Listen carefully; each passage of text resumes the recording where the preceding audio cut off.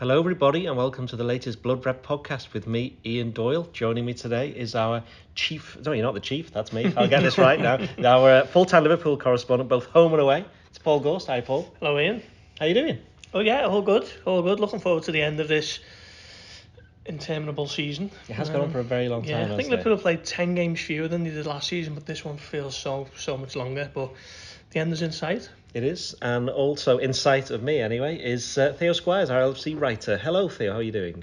Same as Gorsty. I echo those sentiments. Very happy for the season to nearly be over and we can just enjoy the summer. Yes, but you're not going to Southampton, are No, you? my season's already over. I've been on the beach all We've got to week. go to Southampton. We'll come to that in a bit. But first of all, we will discuss Liverpool aren't going to be in the Champions League, Paul, after the surprise result of Chelsea losing at Manchester United, a surprise being that they actually scored a goal. Chelsea are obviously appalling. And while, I think, when was it, around about January when Liverpool played Chelsea and they were kind of both struggling, and we've seen the difference in the teams there, where Liverpool went on this great run towards the end of the season. Chelsea fell apart. It hasn't quite been enough for Liverpool to close the gap on Manchester United and Newcastle in the top four. So they'll be fifth, we already know that. Europa League next season. And Mohamed Salah, within a couple of minutes of the final whistle at Old Trafford, was on social media basically saying he's devastated, issuing an apology and saying it's not good enough and there's no excuse for it. And he caused a little bit of a stir, didn't he, with also saying that now's not the time for hopeful, optimistic messages. But Jurgen Klopp was asked about it in his press conference today, looking ahead to the Southampton game, and he kind of said, well, more or less, what did you expect? Yeah, it was interesting, wasn't it? Because we know Salah's famously calculated when he speaks. He doesn't speak a lot to the media, so when he puts something out there, it's sometimes it's a message of whatever, and very rarely he kind of says anything controversial. Very rarely says anything at all, certainly through social media. So it was interesting when that almost pinged out of his drafts. He's probably had that one waiting for a few months, hasn't he? Totally devastated. Repeated use of the word we. Accepted that it was a failure. And it was interesting, like you mentioned there, there's no time for optimism or positive thinking. I think the idea was that Liverpool players need to reflect upon what has been a failure of a season. Ultimately, going to finish fifth. It's the lowest they've been for 2016, is it? Yeah. So that's a good few years, really, when you think about it. Certainly the lowest Salah's finished as a Liverpool player. So I can definitely see the point of saying it, and I hope it's a reflection of the general mood in the dressing room, because you see it all too often, don't you, when teams lose, and they thank the fans, for travelling or whatever it is, and they're almost kind of generic platitudes. But this one, you could tell it meant something, and I hope that Liverpool players kind of hold on to this feeling now for the next few weeks and use it, going forward for the pre-season, use it for the start of next season, and then build from there, because it was refreshing, I thought. And Klopp obviously has to put a little bit of a different slant on things and a bit of a brave face and maybe a little bit of sugar coating, but I actually thought it was quite refreshing that Salah said what he did. Do you agree with that, Theo? Or do you think... what I found quite funny is that it's like Salah seems incredibly surprised that this has just happened. It's like absolutely shocked at Liverpool. Whereas I think for a lot of people, certainly the fans, certainly the journalists, I think us three, we know months ago they were never going to finish in the top four. They would just wait until it was mathematically certain. But from a positive point of view, if you want to be positive, the fact that it's taken until 4 days before the end of the season for Liverpool to finally not be in the Champions League, that Jurgen Klopp was saying at the press conference, he didn't say that as such, but at the end of the season, where I think Liverpool have taken 22 from 24 points, they got a new formation, they're obviously going to be making new signings. He was actually quite optimistic, and he was quite keen to go, well, this season's done now. We've spoken about it all season, about how it's been so rubbish and the reasons why. But now it's looking ahead, and I know I posted something similar last night, and I can suggest that on social media. There's an awful lot of Liverpool fans who don't really see any hope for the club anymore, and as though they possibly need to disband, and they think that there's no club that's been run worse, and this, that and the other, which is obviously one end to it. Has Jurgen Klopp gone too far the other, or is he doing what needs to be done now, because realistically, as we know, this season's done, all he can do now is look forward to the next one? Well, he's got to get that balance right. As much as you can feel sorry for yourself and say Liverpool have failed, they've not qualified for the Champions League for a variety of reasons, they've still got to pick themselves up and go again next year, and there are positives to take out of these last 2 months. These last 2 months, Klopp's been coming out and saying regularly, we're not going to get in the Champions League. There's no way Newcastle and Manchester United are dropping the points required. He said it twice now. He said that with 10 games to go, we didn't even think they'd finish 5th or get into the Europa League. So it's a surprise that they've actually done that, and that shows there's still some fighting spirit there.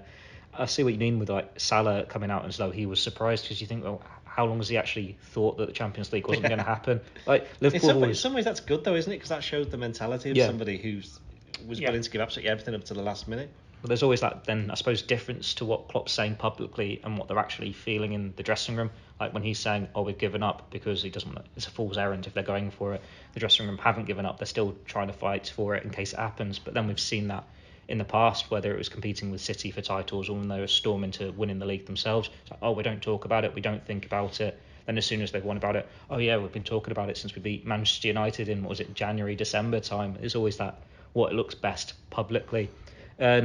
Salah's going to be hurting. Like, he needs to be playing in Champions League football, doesn't he? He wants to win Ballon d'Or. He's like this elite player. Hang on, are you suggesting that he should leave? No, I'm not. But like, you think those records about Messi and Ronaldo, like it took them well until their mid-30s, late 30s before they've not even reached the knockout stages. And wasn't it only last year Ronaldo's in the Europa League for the first time? So it's going to be hurting Salah. But then I think it feels a little bit differently to when Liverpool have been in the Europa League before. Because there you're expecting, Steven Gerrard might leave. But then you sort of, Liverpool are flirting between the two competitions, trying to get into one and establish themselves. Whereas now, it's deflating, they're not going to be in the Champions League. But can anyone really say without confidence they're not going to be in it next year? Like, you expect them to just bounce back, have a good summer, and use this feeling. And the fact that Klopp's come out and said that when he's talking about signings and stuff, it's not about the Champions League. He doesn't want any of these players to be motivated purely on the Champions League. There's enough in this camp to turn it around next year, you'd imagine. Be interesting next season though. I was having a conversation with somebody after the press conference, and not only have you got Liverpool, City, United, Newcastle, Arsenal, Tottenham, Chelsea, suddenly there's 7 teams there who will think they've got a very good chance of getting in to the top 4, and it could be top 5 next year with the new rules coming in. But that still means that 2 of them miss out. But as Theo's just said, if there's anybody who thinks Liverpool aren't or don't have a chance or aren't favourites to finish in the top 5 next season, that seems a little bit strange, doesn't it? Yeah, Liverpool have had probably their worst season under Jurgen Klopp, and they've only missed out on the top 4 after 37 games. So certainly they're going to improve. We know that. I'd actually, saying now before this season's even finished, don't think Liverpool will finish below 2nd next season. I think. You said this last time though. In fact, you said you didn't think they'd finish below first. That's true. Yeah. We'll wait until the transfers happen before I make such. Yeah, I just think Newcastle have overperformed. To be fair to them, they're in the Champions League now with players like Dan Burn and Sean Longstaff and Elliot Anderson, and fair play to them. Matt Ritchie's still there. Yeah, they've had an Did you see Dan Burn's interview today, or was it yesterday, where he was talking about basically he's a bit sad because this group of players has achieved this, and now he kind of was suggesting they're all going to get split up because loads of players are going to sign. So yeah, I mean, they've certainly got the money to do that, haven't they? And now with the Champions League, they've got the pull to do it. They've got the sporting pull as well as the financial one. But it's going to take another extraordinary season for them to be where they are again, I reckon. I think it's difficult. I think plenty of reasons for people to be glass half empty and plenty of people to be the opposite with Liverpool's season. It's not been a good one by any stretch, but I think certainly since the beginning of April there have been enough signs that have encouraged me to think that next season means that it's going to be very different. We're all looking at this from the Liverpool bubble. You've got to think of the sides that have also missed out on the Champions League. Like City have got the best squad in Europe by far. They've got that strength and depth. They're never going to miss out. But the 3 teams that are in the top 4 alongside them last year have all missed out. And you look at it, it's been a strange season with the mid-season World Cup. These sides haven't been able to rotate in the Champions League when it was playing every midweek, every weekend, whereas the sides in the Europa League, Newcastle not even in Europe, they haven't had the same strains on their squad. I'm not saying it's purely down to injuries or how much the strain's been put on the players. Liverpool have underperformed, Chelsea have underperformed, Tottenham have underperformed. But it's going to have a bearing on there. Like Klopp said countless times how they've had to play catch up because when one player gets injured, another gets injured. Yeah. And it's that knock-on effect. So the fact that all 3 teams have had poor seasons, when they've had those extra strains and sides have been able to benefit, you'd like to think that in a more traditional season next year, longer pre-season, no World Cup in the middle of it, we'll get a bit more normality. But then as Doyle said, 7 teams competing for it. It's going to be interesting. It's going to be exciting. But then we thought, was it last year? Oh, it's going to be a 4-team title race. The only reason it didn't end up being a 1-team title race was because Liverpool turned it around second half of the season. As you've just said, Liverpool second. If they're at the best, no reason why they can't be at least second. Klopp was feeling quite chatty in his press conference today. You could tell that he was quite happy that he doesn't have to do this again for quite a while, so he's getting a lot of things off his chest. He was asked about transfers, and he said it depends how you view it. It's right. He said, yeah, I don't think not being in the Champions League will have too much effect. He says, and hopefully we'll get most of our stuff done in the next 6 or 7 weeks, which a lot of people, again, on social media immediately when that came out took that as a negative. It's like, well, hang on, they don't come back to training for another 6 weeks. So still May. Exactly, yeah, it's still May. It doesn't officially open until July, and we know that a lot of deals will get done over the next couple of weeks. But Liverpool have still got an awful lot of time before they actually get back and start training to actually get this stuff done. So it doesn't. But the minute the final whistle goes at Southampton on Sunday doesn't mean that on Sunday. I hope it's not anyway, because we could go out for a drink. But we can't be doing any stories, writing any stories on Sunday night. But that Liverpool is just going to sign players straight off, because there's an awful lot of moving parts, and as we've said so many times on this podcast and written it, there's an awful lot of other teams who need an awful lot of other players. Yeah. The World Cup was mid-season, not as many, a load of players will move after that. Didn't really happen because it was in January, and they're all going to be moving now, so it's going to be busy, and it might take some time, but Klopp is quite keen on getting it done before July the 8th. Yeah, I shouldn't be surprised, but I still was a little bit at the amount of pushback I've seen from that quote. It was almost like people thought 6 or 7 weeks meant that it was going to be like transfer deadline day or something, and the season was already underway and whatever, and Liverpool were scrabbling around trying to see whoever they could get. 6-7 weeks, like you say, is still, before pre-season begins. Yeah, and we know that Klopp's going to go on holiday at some point. Yeah. What are the fans going to say? Don't you dare do that? Yeah. Well, in the past he has interrupted his holidays by sorting out transfers. It doesn't matter if he does or he doesn't. He's not the one who's essentially there. He might be needed for a Zoom call for a potential transfer, a la Luis Diaz or whatever. But I think it's going to be a busy June for some of the lesser known faces at Liverpool, should we say, people who are tasked with recruitment. Might be for you as well. Yeah, that's true. I was looking at it actually the other day, and Liverpool had done their business by mid-June. They obviously already sorted Fabio Carvalho. Darwin Núñez was wrapped up quite quick, and then they signed Calvin Ramsey, and I think that was 19th of June, I think I saw on the date. And that was Liverpool's incomings done, wasn't it? Apart from Arthur Melo, and we can debate that as a kind of special case. So in an ideal world, they get done quickly and they're all in for pre-season, which is what the plan still is. Now, you could argue that Liverpool are after a different type of player than they were 12 months ago. Calvin Ramsey, young squad player with potential. Fabio Carvalho's contract was up, he was playing in the Championship, young player. And Núñez is effectively a Mane replacement. But Liverpool have proven that they don't really mess about. Once they decide there's a player they want, they go and get it done pretty quickly, don't they? Look at Cody Gakpo in December. Julian Ward's working over Christmas Eve, Christmas night and Boxing Day just to get it over the line, and I imagine it's going to be something similar in June. This is what I always enjoy about the summer transfer window. Like, ideally you want it all done early, you want it all before pre-season, and Liverpool do traditionally try and do that. Other clubs do not. So as soon as you get to the start of pre-season, Liverpool are predominantly done. Then the fans are still not happy because they want more signings. Yeah, because Manchester United are signing something. They want something. They want something in July. They want something in August, and Liverpool were done weeks in advance. But yeah, if you got it all done early, that means you got the full pre-season. Everything's looking a lot more solid. Do we like sagas? I think we do from a work point of view. Depends if they end successfully. They don't really have to, do they? Really? If you enjoyed the Jude Bellingham saga? No. Nabil Fekir, that was a saga, wasn't it? Yeah, that was a saga. Yeah. Whereas Virgil van Dijk, you enjoy that saga? Well, only because we knew exactly what was going to happen. There you go. You know what I mean? We knew how it was going to end. We could never write it. I think obviously the closer, if you're doing deals on transfer deadline day, it's normally an indicator that, especially incomes, that you've left it a bit too late and it's a bit of a mistake. So the general feeling is the longer you leave it, the more of a mistake it is. So I'm not shocked to hear Klopp say it might take 6-7 weeks, but on the flip side, that'd be a conservative time frame, I guess. I'm going to put you on the spot now, guys. I'm going to put you on the spot. 2 questions. The first one, and I just want a number. How many players do you think, bearing in mind who you might think might leave, how many players would you not be surprised that Liverpool signed in the summer as a minimum? Just a number. That's all I need for now. 4. 4. I think 4 as well. What do you think? 4. 4? No? Depends on the goalkeepers. I just wanted numbers. Come on. And the second question is, can you name me one player who you would put money on or would be your favourite to sign for Liverpool this summer? No. You have to. You have to.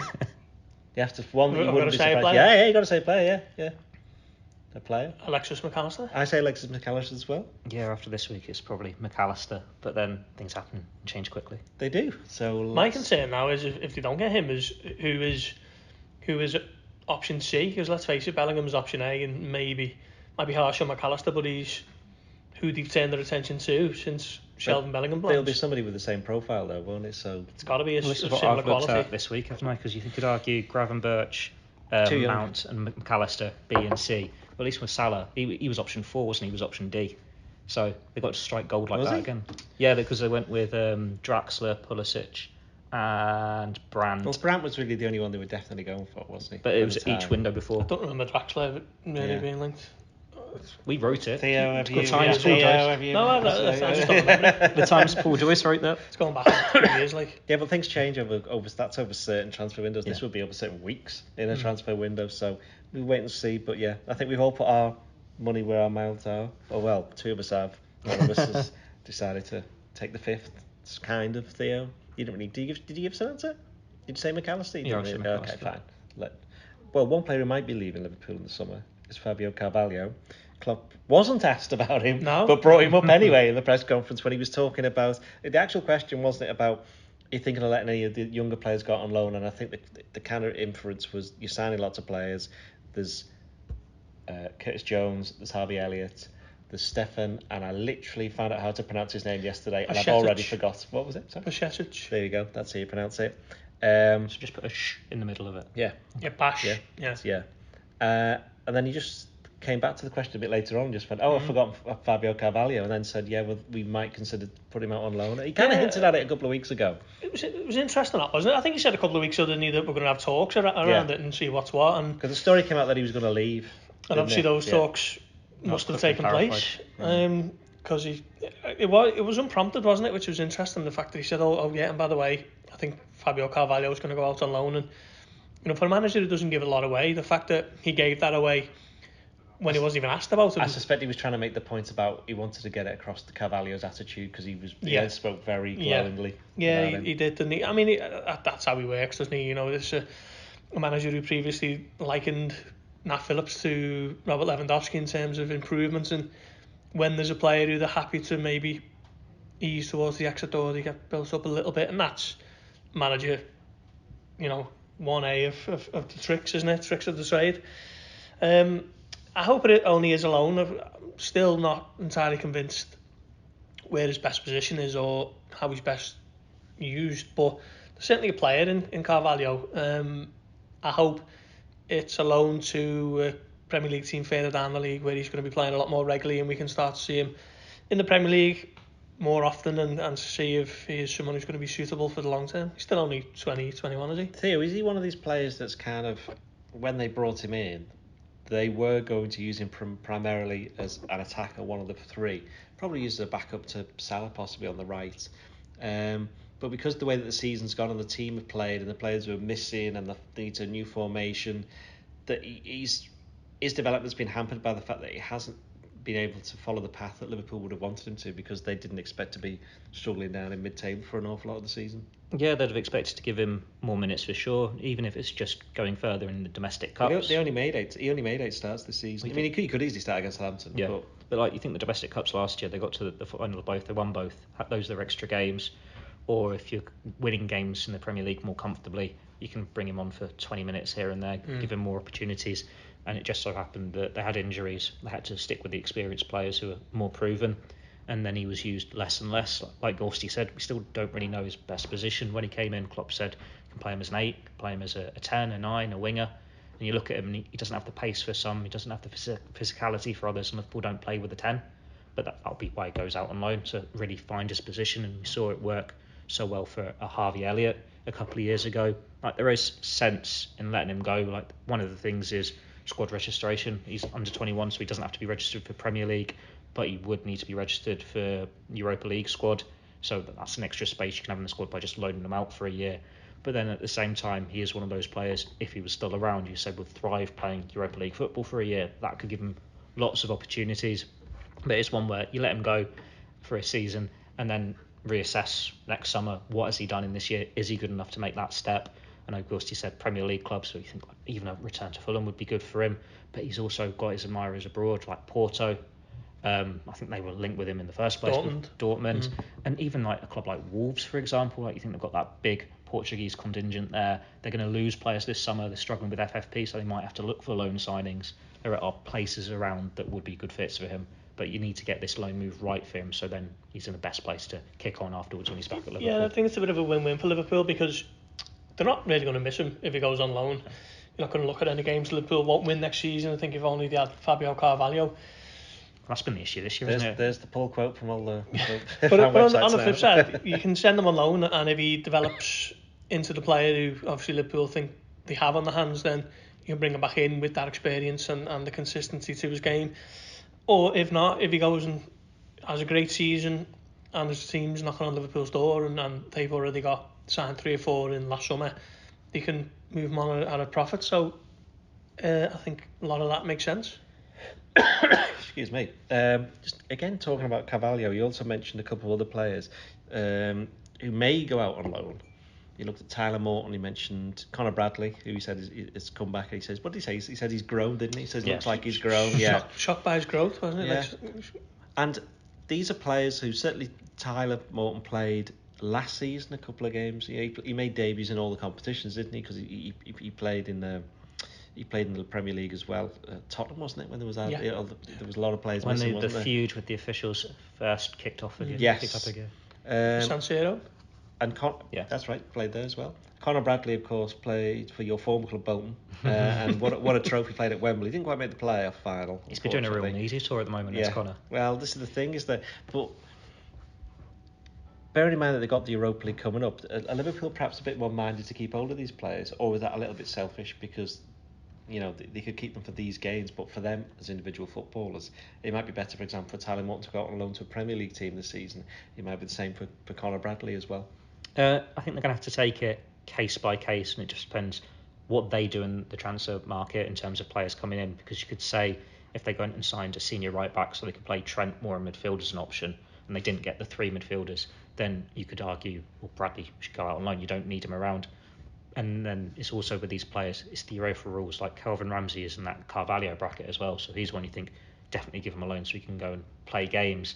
And then what's the knock-on effect for the likes of Bradley, Tyler Morton? I think it depends also how they do in pre-season. Like Stefan Bajcetic, as soon as the season started, if we'd said at the start of the pre-season he is going to be in the first team plans, he is going to make X amount of appearances, even though we'd been seen him for the academy sides, we wouldn't have predicted that would have been quite the rise he'd have made. You'd think another good year in the under-21s, maybe a loan if he needs it. He completely skipped that step. So if Morton or Bradley come back and they're superb after a good season on loan and they're part of the first team picture, great.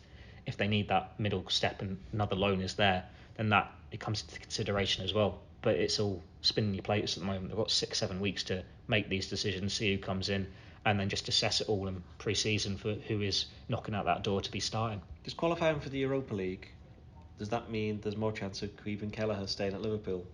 Because you would imagine that might be a competition where he'd be asked to play. Don't know about that one, actually. I think yes, after Klopp's quotes the other week. Yeah. Remind the listeners and me what you said. He was shocked at the suggestion that Kelleher was going to go and was saying... He said to take an extraordinary offer, didn't he? We think that might be, yeah. Again, it goes back to what you were saying about, what was it, management 1A? Yeah. Saying that you're just building him up. But you don't really have to build up Kelleher. The only problem with Kelleher is that he's not been seen for the best part of a year. I'm not sure how much of a weakened team he's going to play in the Europa League, to be honest. He was talking in his press conference today, wasn't he, glowingly about the Europa League, which he has to an extent, but I don't think he's going to be going into those group games in the same way he would do, getting Derby County at home earlier this season. No, I don't think it'll be like that, but you look at what he did when he first joined in the Europa League, he did use the early games, certainly up until the last 16 game, I think it was against that United? It was, wasn't it? The last 16 game against United, he tended to rotate players, but from that point on, he kind of youngsters, invested a bit more. Brannigan. Conor Randall seemed to play. Jordan Ibe scored, didn't he? Yeah, Rossiter had a couple of games, didn't he, in Europa League too? Yeah, to share was he playing around then? Yeah, that's right. So, but again, that was a completely different Liverpool team with a manager who'd just come in. So you can't really compare them that much. But it does hope that, for example, there would be no chance of Kelleher being the Champions League goalkeeper if they were. It'd be Alisson, wouldn't it? Yeah. But the Europa League does offer that kind of alternative, and it probably for even Alisson, he'd be more. He could understand it a bit more than perhaps if he was playing in the Champions League. Yeah, but then you get into this idea of Klopp kept faith with Kelleher for the Carabao Cups, didn't he? I think Alisson only played once last season when Liverpool won it. Was it the 0-0 against Arsenal? Played him in the final, which was a brave call, which obviously paid off. You didn't agree with that, did you? I don't think I did at the time, no. But obviously proven to be the right decision. I just wonder whether that would be the case for the Europa League. Certainly you can make a case for outfielders and say your centre-back pairing might be Matip and Gomez, and your midfield three might be, whoever, Curtis Jones, Elliott, Bacheta, whoever. I'm just not sure about the goalkeeper on that one. I think it might be Alisson ahead of Kelleher. I think it depends on the talks they have behind the scenes. Like if Kelleher says, I want to start games, I'm pushing on for that now. Yeah. And they've got a difficult decision to make. He's 24, he's not 19. He needs those opportunities. Then maybe it's something they'll dangle him that bone. It's like, stay for another year. We'll give you this opportunity. That's something else to entice him to stay. But then if there's a good offer for him to be your first choice somewhere and you can put a buyback in it in 2-3 years' time when you may think Alisson might move on and you want to replace him, unless there's another completely different goalkeeper they fancy in the academy anyway. But yeah, it just depends again on offers, what happens in the weeks ahead. Yeah, I think looks like Adrian might be staying as well. Yeah. I think Liverpool kind of broke the mould with goalkeepers now with Alisson. The amount of money they paid for him, it shows you how differently they're thinking about the position in this day and age. Akterberg's been central to that, hasn't he? Like what he said, they're saying about him scouting goalkeepers, and they just seem so on point with it when it's bringing in youngsters like Pitaloog or anything. And you think they've got so many youngsters go out on loan who've had good stints as well at varying levels. Yeah, they might not all make it at Liverpool, but they're having decent careers elsewhere. Like you think of Grabara, Polish lad, who's in the World Cup squad. Which makes a big difference to a few years ago when it seemed to be a problem position for Liverpool. Does Jaros play for Stockport? Yes, he was first choice, got an injury, and then the manager said that the replacement's been so good he has to slip up for you to get back, and he hasn't. But Jaros has been on the bench for the playoff push. So he'll be going to Wembley, won't he? Yeah. Yeah, they did win, didn't they? Beat Salford. Gary Neville Salford. They were defeated, yes. Just going slightly off topic. This is just a little debate I was having earlier today. If West Ham win the Europa Conference League, have they had a better season than Arsenal? No. No, I would say yes. I would say 100% yes. Arsenal got into the Champions League. That was their ambition. It depends how much importance you want to put on that Europa Conference League. I mean, well, it's a trophy for West Ham, and they never win anything. That's what I mean. It's a European trophy, not necessarily the one that those who follow and cover Liverpool would argue it's a major one. But for West Ham fans, it is, isn't it? So. Don't know. Nosey weren't swinging them digs for nothing, was he? and this is the thing about optics. If Manchester United win their next two games against, is it Fulham last game? Yeah. Fulham at home and Man City in the FA Cup final, they'll have won exactly the same trophies that Liverpool won last year and only finished one place below them in the league. Have Man United had anywhere near as good a season this year as Liverpool had last year? No, because I think a lot has to be said for being in the title race until the last 10 minutes of the season and then having a Champions League final to play in, obviously. Don't knock United here. They had a nice week and a half when they're in the title race before they came to Anfield. And the reason I'm asking that, because that brings us back then to Liverpool finishing fifth. Because Klopp said something like, if we'd literally have finished fourth, it would just be seen as a normal season for Liverpool. But that fifth it isn't. And if they beat Southampton on the last day of the season, they'll have 69 points, which is the amount of points they had when they finished third 2 years ago. And I know it's every season's different and whatever have you, but that they finished so strongly, like they finished last season so strongly, and the season before that so strongly, and the season before that they'd already won the league and so they lost a couple of games, but they still got 99 points, and the season before that strongly, they still have that in them, don't they? To when that business end of the season comes, they can turn it on and they know how to deliver, and that is what they have to take into next season. but they weren't able to do it this time around because of all the factors we mentioned a million times over: lack of rest, lack of proper pre-season, playing so many games last season. So I know that, again, there are some fans who think hope is all over and there's no reason for optimism. Klopp, going back to what we mentioned before, he isn't misplaced in coming up with some optimism, but he's not like putting it on. He's not just saying it for effect, is he? Yeah, no. It just depends on, like I said before, what camp you're in, really, doesn't it? I just think Liverpool left it just a bit too late. That Bournemouth defeat was the killer for me. It came a week after they beat United 7-0. And who missed a penalty that day? Yeah. So do you wonder whether a little bit of that's playing on his mind?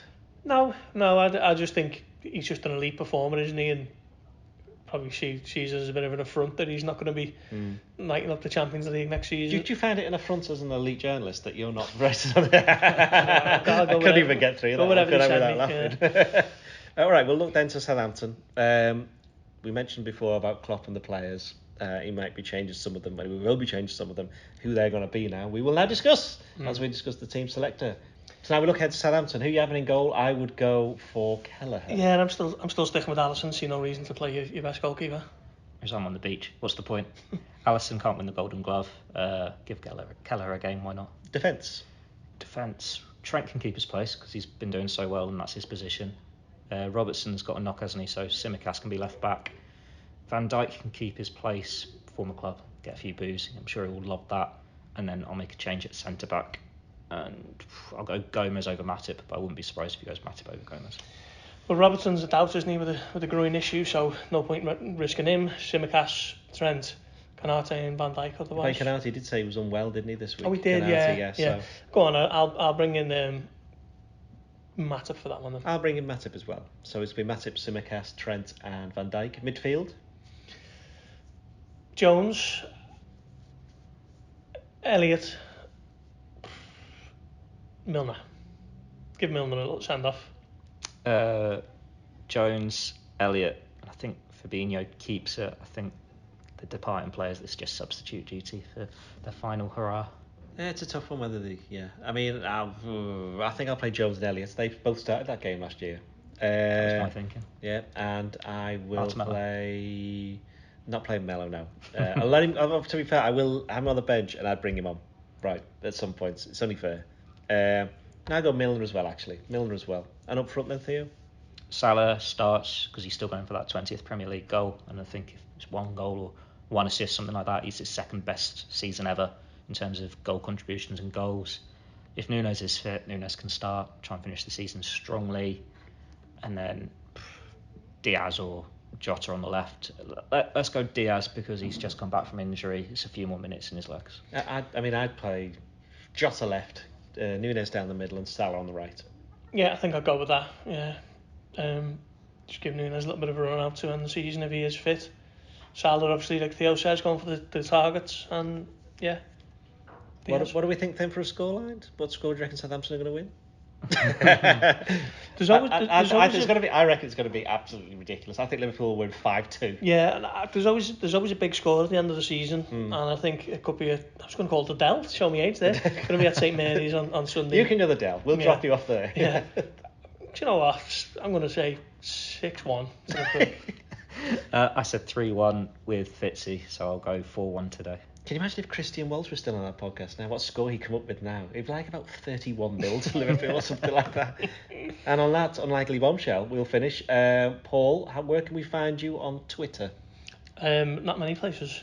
At PT Gorst is my Twitter handle. And on there, they also find where to get you at Facebook, Instagram, yes. And have you got TikTok? No. That's because you are a grown adult like me. I don't have it either. Theo, you are at Theo Squires Echo. Same on Instagram. I've got a blue tick on Facebook now. Have you? Yeah.